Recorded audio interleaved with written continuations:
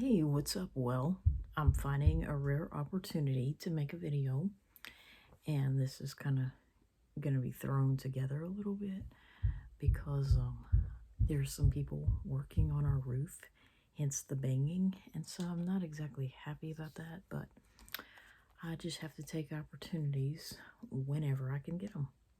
And I know this room is a disaster because one day I was looking for something and I kind of tore it up, so to speak. I kind of ramsacked it a little bit because I couldn't find what I wanted immediately.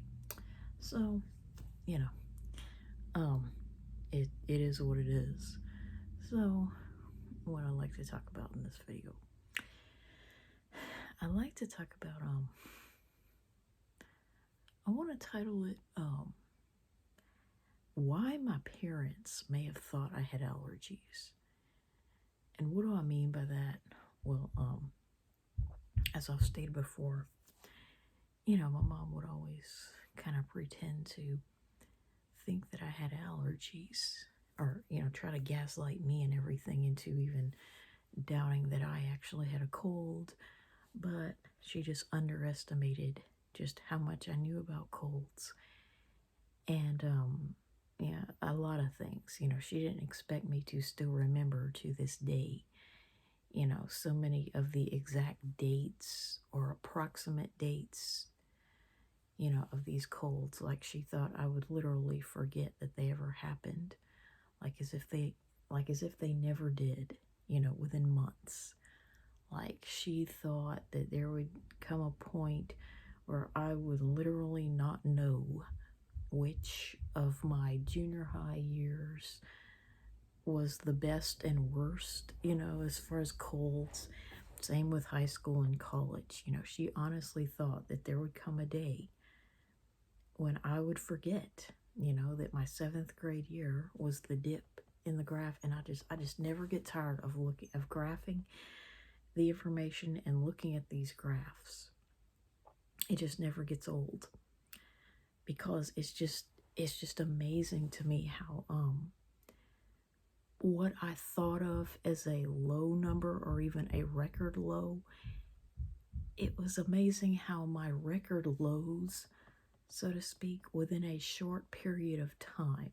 Like for instance, 4 colds in the 7th grade. I thought that was so impressive that I only had 1 cold during each season that year, because normally I'd have at least 2 of them just in the winter, and several of them at other times throughout the year. And as far as I know, I don't think I ever had any previous years. The best I did was perhaps I had other grades in elementary school that also had 4 colds only. It's possible that, I don't know, perhaps 3rd grade or even 4th grade, though I doubt it, only had 4 colds. But I'm pretty sure 5th grade was my best year of elementary school with 5. And so, what I thought of as a record low, my 7th grade year with just 4 colds, became my record high in college. So within 5 years, and it's just amazing how the good years, so to speak, the healthy years of my K through 12 schooling became the unhealthy years of my adult life, specifically my first 2 years of college. It's like in 7th grade, it was such a big deal that I only had 4 colds. But then in college, I had that many for only 2 years. Those were the only 2 years of my legal adult life, when I was 19 and 20, that I had 4 colds. So the best years of my legal childhood were like the worst years of my legal adulthood, and only 5 years apart. You know what I'm saying? It's just amazing how quickly in the scheme of life that transition really occurred. It seemed like such a long period of time, a decade, when you're going through it. But then you look back and say, wow, it's just so amazing, how I went from being like, a kid that would get at least 4 or 5 colds a year, no less, ever, unless I did before I even set foot in school. To being an adult who, after 2 years into college, would never again have 4 colds after turning 21. Like, I've never had a year since turning 21 where I had 4 colds. And my senior year was a record low at about 3 colds, with one of them being mild. And I thought of that as a really good year because even 7th grade wasn't that good. But then I got into my adult life, and age 23 was the worst year I've ever had since turning 21. And guess what? Since that year, I've never had a subsequent year with 3 or more colds. And I don't even think I've had one with 2 or more colds, certainly not in my 20s. So, what did I only have? I only had like 3 years in my 20s where I had multiple colds. All the other years I had one, and at age 27 I had none. So it's a total of 15, so an average of about 1.5 per year. But the 2s were in my early 20s, you know what I'm saying? The early part of my 20s, when I was still in college, was the only time I had multiple colds. 24 and up, it was always 1 and occasionally 0 at 27. So it just never ceases to amaze me. And how another unique thing about my 20s and my college days is like a transition time. When I was transitioning from a kid, who still got at least 4 colds a year normally, to an adult who after age 24 never got more than 1 in a year's time. But it was the only time in my life when I saw an increase from the fall to the spring. I was more likely to get them in the spring semesters of college. Part of that was because I was suspended during a fall semester. My second fall semester, I was suspended, so I couldn't go to school. And so I had more spring semesters in general. But I just got into a pattern for a brief period of time, my 20s and my college days, wherein the majority of my colds were occurring in the spring semester. And, I just thought of it as, it happened because it was almost like I was peaking later in the flu season, because I didn't get them at the beginning of the school year anymore. I was now getting them, later in the winter and even in the spring, kind of still making up for, like, my body was still able to get a lot of them, 4 of them until I was 21.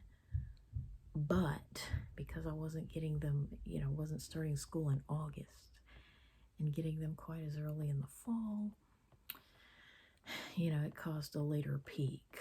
A number of factors were at play. But anyway, I just want to talk about why my parents may have thought they were allergies. And I mean, they just swore up and down, my mom in particular, that no, that was sinusitis. Because she wanted to tell her brother that we hadn't been sick that year. She just would not admit that she was wrong about the fact that I had been, in the fall of 2002 in September, and then the fall of 2004, October. I clearly had been sick, but she wanted to write it off as allergies or sinusitis. She always wanted to do that. It's like, unless it occurred in the dead of winter, specifically around Christmas time, it was almost like it didn't really count. And even so, she would still try to write it off, and forget that it ever happened. Well, too bad I have a long memory, and I love to graph. But one of the reasons why it was so easy for them to brush it off as allergies was because of the fact that beginning in May of 97, I hated missing school so much. I hated it so much that I missed that one and only day in the spring semester of 97. I would have had perfect attendance for that semester, the spring of 7th grade, had I not missed Friday, May 2nd. And I didn't miss any in the fall of 97. So the calendar of 97 could have gone by with no absences, although I had missed in the fall of 96. I could have had perfect attendance, for that 6 weeks and the semester. Not that I would have gotten much of anything for it, but Friday, May 2nd really sabotaged that for me. And as a result, I became a lot more secretive, because as I've stated before, I had 9 colds in the 8th grade. But, as I've said many times, that doesn't mean that, I've stated before, the last time I went to a doctor for the complication of a cold, I was 9.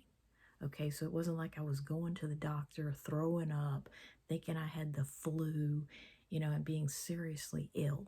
We're talking about, just a sore throat that has me sounding a little different for a few days or a week. That's what I mean by a cold. So it doesn't mean like 9 horrible illnesses. And I really hate it when, when people have someone getting sick, even if it's supposed to be a cold, like on TV or in a cartoon, they always have them vomiting. Why people think of vomiting as something that occurs, with a respiratory illness, it's stupid, because like colds are a respiratory illness. And unless you have a compromised immune system, or it's the flu, or you're a little child, or, somebody, a sickly person, most people do not vomit because they have a cold. I certainly don't. Like, all these years when I had a lot of colds, I still didn't necessarily vomit that year. So, we're not talking about serious illnesses in the first place. So, the reason my parents may have written them off as allergies or sinus problems, especially in retrospect, she may have acknowledged at the time that I was sick with a cold because it was pretty undeniable at the time, but she would always conveniently remember it in retrospect as allergies or sinus problems or nothing, because she just couldn't stand to admit, that her kids got sick, and to the actual number of times that we did, and not just in the winter. So like, and one of the things I did was, like, I would never really, once I got past about 14, I didn't really tell my parents or my mom, because she's the only one who really cared in the first place. I didn't go to them and tell them that I had a sore throat, which is usually my worst symptom. That part is the most excruciatingly painful thing about it. It's the sore throat, and especially as it would become the sore trachea, and I would get maybe a low-grade fever in the process. That was probably the worst part of it, that most contagious phase, of sneezing, sore throat, sore trachea, fever, malaise, chills, you know what I'm saying? The worst symptoms are like the first 24 hours, when you come down with it, maybe 48 hours. But once you get past that, the symptoms that you're left with very closely resemble allergies. Like once the sore throat goes away and you no longer have a fever and you don't feel bad anymore, you're left with what could pass for allergies. And that's why, as I've stated before, not once, not one time did a teacher ever say, "Wow, you sound bad, you need to go home." Not one teacher ever sent me home or suggested that I shouldn't be there. Certainly not past 7th grade, because it's like all this weirdness about me saying I was an alien who didn't get sick. It's almost like I did it on purpose to try to freak them out as much as I could. And so it made them very uncomfortable. The whole subject matter, involving me made them very uncomfortable. Past about the 7th grade, beginning in May of 97. So they were very uncomfortable around the subject matter as it pertained to me. So unless they were just kind of teasing me, like in junior high and high school, like, you get a cold, even though you say you don't get them or you can't get them. Other than a little bit of slight teasing, especially from girls, um, they really, by and large, most people, particularly males, were just extremely uncomfortable with the subject matter. And it's almost like at some level they knew it was some kind of a weird fetish of sorts, something I was getting off on in a very bizarre, unexplainable way. And so, because of that, they didn't, like if I sounded all nasally and stopped up, because I mean, that was the main observable symptom was my nose being stuffy and me having a cough, a phlegm cough sometimes.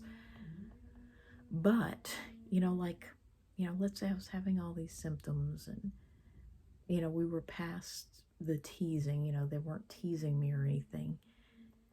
And, I sounded like that and I was talking to them about something that had nothing to do with colds. Let's say it was just the coursework, like whatever we were studying. Well, they were just so uncomfortable with that whole subject as it pertained to me that hell, if I was talking about something besides colds to them, then that is what they would discuss.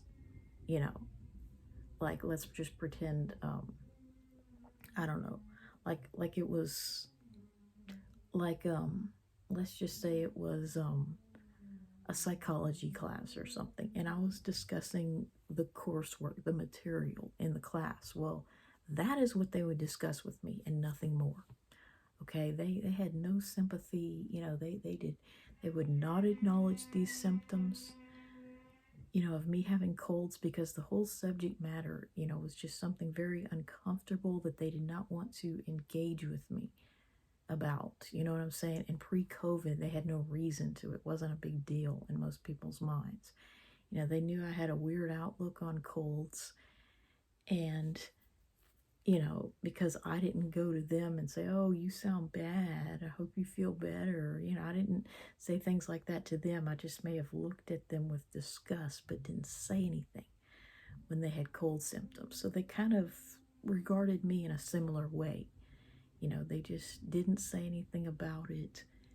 It's kind of like an unspoken rule, just to not acknowledge it. And, because it made them uncomfortable, just the whole subject matter. And I've even had, like, in high school, as people were getting out of that tendency to, like, tease me about that, I've had teachers, male teachers in particular, kind of shut them down. They had kids teasing me about having a cold. And, somebody said, "Well, I thought you didn't get colds." And I said, "Yeah." And they said, "Well, how come you're all snotty?" And the teacher, this male teacher, he said, "Well, she's got allergies." I mean, it was about the most ridiculous thing. I mean, because clearly this was a cold. I was hoarse and coughing, and allergies just don't give you the symptoms that I had. But he was just gonna shut them down. And say it was almost like a way of saying, "Let's not discuss that." Yeah, let's not go there. Basically, that was people's attitude about it. And like I said, not one person ever, sent me home, or because in college I just didn't miss class for it. And so that created a lot of confusion, in people's minds, and even my own parents, the fact that I didn't go, crying to my mom, once I got to be an older teenager and say, "Oh, my throat hurts, I don't feel good." I didn't do that anymore. I especially didn't do it, after May of 97 because I learned my lesson. I did it a little bit, and that little bit that I did it is part of why I missed school that day. You know what I'm saying? The fact that I did tell my mom how bad my throat was hurting and I felt bad and all that, well, guess what? That resulted in me missing Friday, May 2nd, which I'll never forget. So, I just got to a point where I guess I was such a trooper, so to speak. It's almost like I had no choice. Because if I was going to say that I was an alien who didn't get sick, I mean, how could I turn around and, like act like a baby who just felt bad? You know what I'm saying? I was kind of locked myself in like that. I kind of precluded any sympathy that people might have for me by making them too uncomfortable to even engage with me in that subject matter. So yeah, I guess this video is way too long, but you know, that could be one of the reasons why my parents thought I had allergies instead of all these colds, which I no longer get.